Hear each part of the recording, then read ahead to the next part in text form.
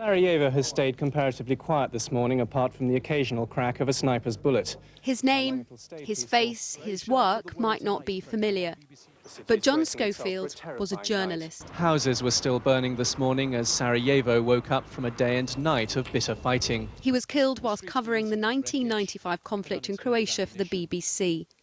He was just 29. John, who was working for Radio 4's The World Tonight, was travelling with 3 colleagues when they came under fire from Croat troops.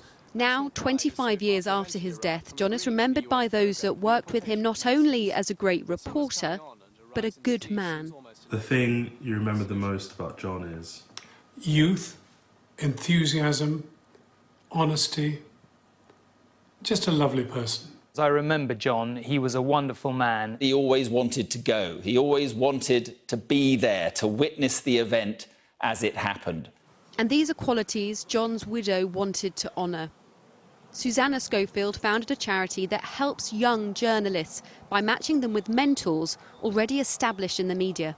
And when John died, I was swamped by letters, all saying, he was a rising star, he was going to be the next leading journalist. He knew nothing of this. He really didn't think he was rated by his peers. He was constantly looking over his shoulder. It is, and it still is, a cutthroat industry. It's highly competitive. And I vowed then that no young journalist should be in that position where, at the age of 29, not even 30, to die and not know their worth.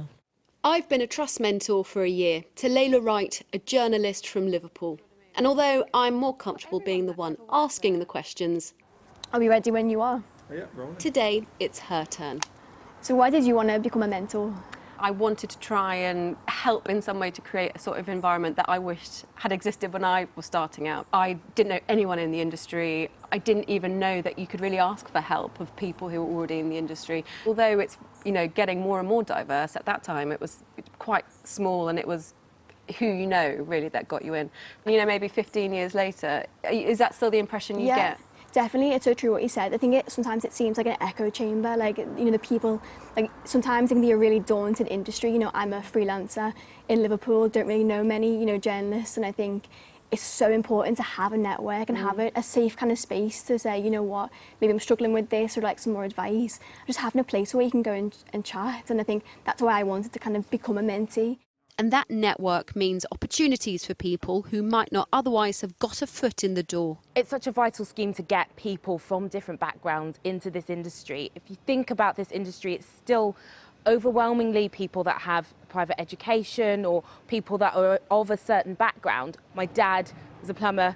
My mum's a stay-at-home mum. I didn't know absolutely anyone, and I didn't really understand how it all worked. And having a mentor that does, and that can push you, and that can answer all of your really, really silly questions is just priceless.